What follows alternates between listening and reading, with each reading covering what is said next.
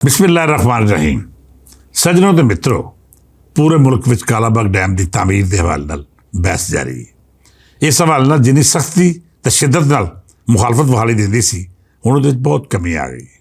इसकी सब तो वड्डी वजह सोशल मीडिया राहीं कौम का बेदार होना ते खासकर नवीं नस्ल का अपने मुल्की मसाइल में दिलचस्पी लेना है। अज का नौजवान सिर्फ सियासी नारिਆਂ उत्ते यकीन नहीं रखता, बल्कि वह हर मामले में दलील मंगता है। जे कोई सियासी जमात उन्होंने दलील राਹੀਂ कायल कर लवे तो फिर वो नाल खड़ा हो जाता है। तो जे कोई सियासतदान अज भी ये समझता है कि खाली नारेबाजी नाल असीं कौम के मिजाज का रुख बदल लवांगे, तो वो कंगलियां ते झल्लियां की दुनिया का वासी है। पिछले कुछ दिनों तो असीं कालाबाग डैम के हवाले नाल गलबात कर रहे सां। जेकर कालाबाग डैम दीयां लोड़ां बारे गल करिए तो चंद अहम नुकते अजिहे ने जिहड़े हर बंदे नूं समझ जाने चाहिए ने। पहली गल तो यह है कि कालाबाग डैम राहीं दरियाए सिंध का अजाफी पानी जखीरा किया जा सकेगा। कुदरती तौर पर किसी डैम लिए आइडियल जगह होने पर इत्थे घੱਟ ਵੱਧ 6.1 मिलियन एकड़ फुट पानी इकट्ठा किया जा सकता है, जिहड़ा खुशकसारी के खात्मे की जमानत साबित हो सकता है। अजोके वेले पाकिस्तान जिन्होंने वड्डे मसलिਆਂ का सामना कर रहा है, उन्हां विचों एक तवानाई का बुहरान नहीं है। महंगी तवानाई पारों मुल्की सनत ते अपनी थावें आम बंदा भी परेशान है। कालाबाग डैम का मनसूबा मुकम्मल हो जाए तो इतों 3600 मैगावाट बिजली की पैदावार मुमकिन है। ये बिजली है जी सानू 1.5 तो सवा 2 रुपए फी यूनिट तक पवेगी। मतलब ये कि कालाबाग डैम सिर्फ पानी के जखीरे का मसला हल नहीं करेगा, बल्कि सानू सस्ती तवानाई का अजिहा जरिया मुहैया करेगा जिहड़ा साडी मैशत के साथ सौखे कर सकता है। पाकिस्तानी मैशत का हवाला मजीद अगां वधाइए तो मुल्क की 70% तो वध आबादी की मुआश का जरिया ज़राअत है। कालाबाग डैम में इन्ना पानी इकट्ठा किया जा सकता है कि 80 लाख एकड़ बंजर तो नाकाबले काश जमीन नूं ज़री इस्तेमाल में लियाना मुमकिन हो जाएगा। ये नाल नाल दरिया सिंध उत्ते डैम पारों हर साल जिहड़ा हड़ का खतरा पैदा होता है वह भी घट जाएगा, क्यों जी अजाफी पानी स्टोर करके 5 दिन के मुकाम उत्ते पानी का दबाव जिहड़ा वध जाता है उहदे विच कमी लाई जा सकती है। ये मोटे मोटे फायदे ने जिहड़े कालाबाग डैम बन पारों ना सिर्फ पंजाब बल्कि दूजे सूबे में हासिल हो सकते हैं। पर बदकिस्मती देखो कि सियासी जमातां ने पंजाब नाल नफरत नूं अपने वोट बैंक का जरिया बनाने की जिहड़ी साजिश की उहदे विच एक हवाला कालाबाग डैम की तामीर नूं भी बनाया गया।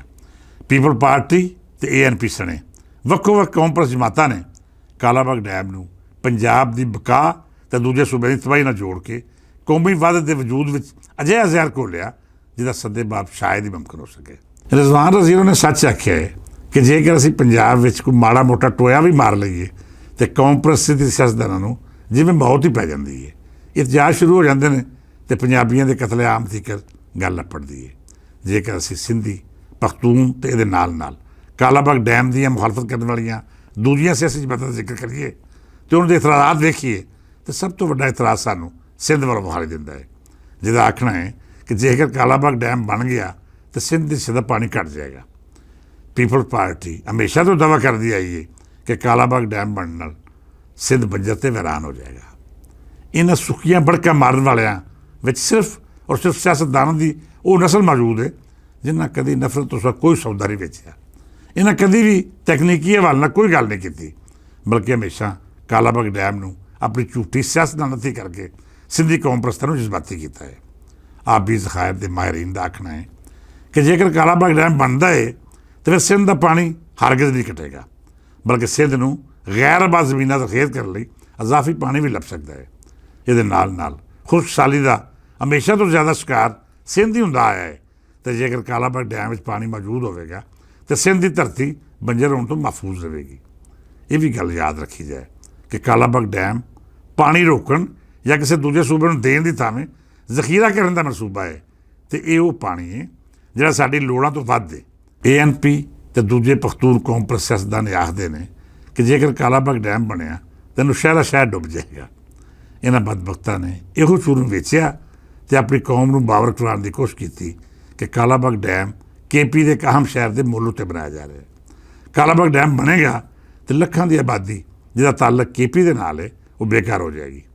तो जे इस हवाले नाल असीं KP के इंजीनियर्स और पानी के माहिरां की गल सुनीए तो ये आखदे ने कि प्रोपेगेंडा खालसता बकवास ते हत्थ करदी है।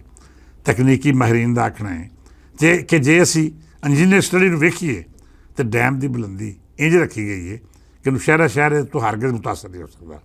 ਉਲਟਾ ਕਾਲਾਬਾਗ ਡੈਮ ਬਣਨ ਨਾਲ ਜਿਹੜਾ ਨੌਸ਼ਹਿਰਾ ਬਾਰ-ਬਾਰ ਹੜ੍ਹ ਤੋਂ ਮੁਤਾਸਰ ਹੁੰਦਾ ਹੈ ਉਹਦੀ ਜ਼ਰੂਰ ਬਚਤ ਹੋਏਗੀ।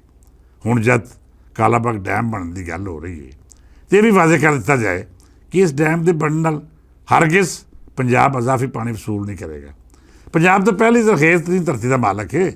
ਇਹਦੀਆਂ ਫਸਲਾਂ ਇਸ ਮਿੱਟੀ ਦੇ ਲੋਕਾਂ ਦੀਆਂ ਲੋੜਾਂ ਥੋੜ੍ਹਾ ਚੰਗੀ ਤਰ੍ਹਾਂ ਪੂਰਾ ਕਰ ਰਹੀਆਂ ਨੇ। ਕਾਲਾਬਾਗ ਡੈਮ ਦਾ ਪਾਣੀ ਸਭੇ ਸੂਬਿਆਂ ਲਈ ਮੁਫੀਦ ਸਾਬਤ ਹੋਵੇਗਾ, ਨਾ ਕਿ ਇਹਨੂੰ ਸਿਰਫ ਔਰ ਸਿਰਫ ਪੰਜਾਬ ਨਾਲ ਜੋੜ ਕੇ ਪੰਜ ਦਰਿਆਵਾਂ ਦੀ ਧਰਤੀ ਨੂੰ ਮੁੜ ਦੇ ਇਲਜ਼ਾਮ ਠਹਿਰਾਉਣਾ ਬਿਲਕੁਲ ਗਲਤ ਹੈ। ਇਹ ਵੀ ਆਖਿਆ ਜਾ ਰਿਹਾ ਹੈ ਕਿ ਕਾਲਾਬਾਗ ਡੈਮ ਦੀ ਤਾਮੀਰ ਨਾਲ ਸੂਬਿਆਂ ਵਿੱਚ ਇਖਤਲਾਫਾਤ ਵਧਣ ਦਾ ਖਦਸ਼ਾ ਹੈ। ਇਹੋ ਜਿਹਾ ਬਿਆਨ ਹੀ ਕੱਲ੍ਹ ਅਸਦ ਕੈਸਰ ਨੇ ਦਿੱਤਾ ਅਤੇ ਆਖਿਆ ਕਿ ਇਸ ਟਾਈਮ ਅਜਿਹਾ ਮੁਤਨਾਜ਼ਾ ਇਸ਼ੂ ਨੂੰ ਨਾ ਛੇੜਿਆ ਜਾਏ ਕਿਉਂਕਿ ਇਹਦੇ ਨਾਲ ਸੂਬਿਆਂ ਵਿੱਚ ਵਿੱਤ ਵਧਣ ਦਾ ਖਦਸ਼ਾ ਹੈ। ਅਸਦ ਕੈਸਰ ਵੀ ਉਸ ਖੱਜ ਤੋਲੇ ਦੀ ਗੱਲ ਅਗਾਂਹ ਵਧਾ ਰਿਹਾ ਹੈ ਜਿਹਨੇ ਕਦੀ ਦਲੀਲ ਦੀ ਗੱਲ ਨਹੀਂ ਕੀਤੀ ਅਤੇ ਹਮੇਸ਼ਾ ਅਜਿਹੀ ਦਲੀਲ ਦੇ ਕੇ ਲੋਕਾਂ ਨੂੰ ਗੁੰਮਰਾਹ ਕਰਨ ਦੀ ਕੋਸ਼ਿਸ਼ ਕੀਤੀ ਹੈ ਜਿਵੇਂ ਕਾਲਾਬਾਗ ਡੈਮ ਬਣਨ ਨਾਲ ਪਾਕਿਸਤਾਨ ਆਪਣੀ ਬਕਾ ਦੇ ਮਸਲੇ 'ਚ ਉਲਝ ਜਾਏਗਾ।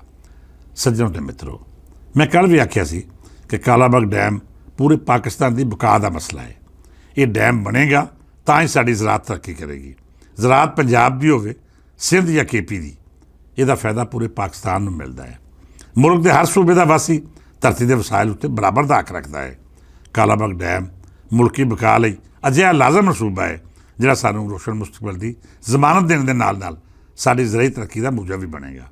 ਇਸ ਮਨਸੂਬੇ ਦੀ ਮੁਖਾਲਫਤ ਕਰਨ ਵਾਲੇ ਉਹ ਬਦਬਖਤ ਨੇ ਜਿਹੜੇ ਆਪਣੇ ਜ਼ਾਤੀ ਮੁਫਾਦਾਂ ਦੀ ਸੂਲੀ ਉੱਤੇ ਕੌਮੀ ਮੁਫਾਦ ਨੂੰ ਟੰਗ ਕੇ ਥੋੜ੍ਹੇ ਫਾਇਦੇ ਲਈ ਵੱਡਾ ਇਜਤਮਾਹੀ ਨੁਕਸਾਨ ਕਰ ਰਹੇ ਨੇ। ਮੈਂ ਅਜੇ ਹਰ ਬਦਬਖਤ ਨੂੰ ਚੈਲੰਜ ਕਰਦਾ ਹਾਂ ਕਿ ਉਹ ਕਿਸੇ ਵੀ ਫੋਰਮ ਉੱਤੇ ਮੇਰੇ ਨਾਲ ਮੁਨਾਜ਼ਾ ਕਰ ਲੈਣ। ਮੈਂ ਸਾਬਤ ਕਰਾਂਗਾ ਕਿ ਕਾਲਾਬਾਗ ਡੈਮ ਮੁਲਕੀ ਤਰੱਕੀ ਦੇ ਸਫ਼ਰ ਦੀ ਰਾਹ ਹੈ। ਇਹ ਉਹ ਕੁੰਜੀ ਹੈ ਜਿਹਦੇ ਨਾਲ ਸਾਡੀ ਰਿਆਸਤ ਦੇ ਬੰਦ ਮੁਕੱਦਰਾਂ ਦਾ ਜੰਦਰਾ ਖੁੱਲ੍ਹੇਗਾ। ਅਖੀਰ ਉੱਤੇ ਦੇਸ਼ ਪੰਜਾਬ ਦੇ ਵਾਸੀਆਂ ਨੂੰ ਢੇਰ ਦੁਆਵਾਂ ਅਤੇ ਨਾਲ ਹੀ ਉਹਨਾਂ ਨੂੰ ਇਹ ਗੁਜ਼ਾਰਿਸ਼ ਵੀ ਹੈ ਕਿ ਆਪਣੇ ਹੱਕ ਲਈ ਖਲੋਣਾ ਸਿੱਖੋ, ਆਪਣੇ ਹੱਕਾਂ ਲਈ ਇੱਕ ਆਵਾਜ਼ ਬਣਨਾ ਸਿੱਖੋ, ਆਪਣੇ ਫਾਇਦੇ ਦੀ ਜੰਗ ਲੜਨ ਲਈ ਮੈਦਾਨੇ ਅਮਲ ਵਿੱਚ ਉਤਰਨ ਦੀ ਰੀਤ ਅਪਣਾਓ। ਤੁਸੀਂ ਨਿਕਲੋਗੇ ਅਤੇ ਤੁਹਾਡੇ ਦੁਸ਼ਮਣ ਆਪਣੀ ਮੌਤ ਆਪ ਮਰ ਜਾਣਗੇ। ਤੁਸੀਂ ਕਿਸੇ ਤੋਂ ਖੋਣਾ ਨਹੀਂ ਬਲਕਿ ਆਪਣਾ ਹੱਕ ਲੈਣਾ ਹੈ। ਇਨਸਾਨੀ ਤਾਰੀਖ ਦੱਸਦੀ ਹੈ ਕਿ ਜਿਹੜੀ ਕੌਮ ਆਪਣਾ ਹੱਕ ਲੈਣ ਦੀ ਜ਼ਰੂਰਤ ਨਾ ਰੱਖੇ, ਆਉਣ ਵਾਲੇ ਜ਼ਮਾਨੇ ਉਹਦੀਆਂ ਮਿਸਾਲਾਂ ਬਦਬਖਤੀ ਦੇ ਬਾਬ ਵਿੱਚ ਲਿਖਦੇ ਨੇ। ਜਦੋਂ ਤੇ ਬੇਲੀਓ, ਇਹ ਉਹ ਵੇਲਾ ਹੈ ਜਿੱਥੇ ਪੰਜਾਬ ਨੇ ਆਪਣੇ ਮੁਸਤਕਬਲ ਦਾ ਫੈਸਲਾ ਕਰਨਾ ਹੈ। ਇਹ ਉਹ ਮੋੜ ਹੈ ਜਿਸ ਵਿੱਚ ਤੁਸੀਂ ਆਪਣੀ ਤਰੱਕੀ ਦਾ ਸਫ਼ਰ ਦਾ ਆਗਾਜ਼ ਕਰਨਾ ਹੈ ਜਾਂ ਫਿਰ ਦੂਜਿਆਂ ਦੇ ਹੱਥੋਂ ਬਲੈਕਮੇਲ ਹੁੰਦੇ ਰਹਿਣਾ ਹੈ। ਇਸ ਦੁਆ ਨਾਲ ਇਜਾਜ਼ਤ ਦਿਓ ਕਿ ਸਾਡੇ ਦੇਸ਼ ਪੰਜਾਬ ਦੇ ਖੇਤ ਖਲਿਆਣਾਂ ਦੀ ਖੈਰ ਹੋਵੇ, ਸਾਡਾ ਪਾਕਿਸਤਾਨ ਵਸੇ, ਸਿੰਧ KP ਬਲੋਚਿਸਤਾਨ ਅਤੇ ਪੰਜਾਬ ਵਸੇ। ਇਜਾਜ਼ਤ ਦਿਓ, ਰੱਬ ਰੱਖਾ।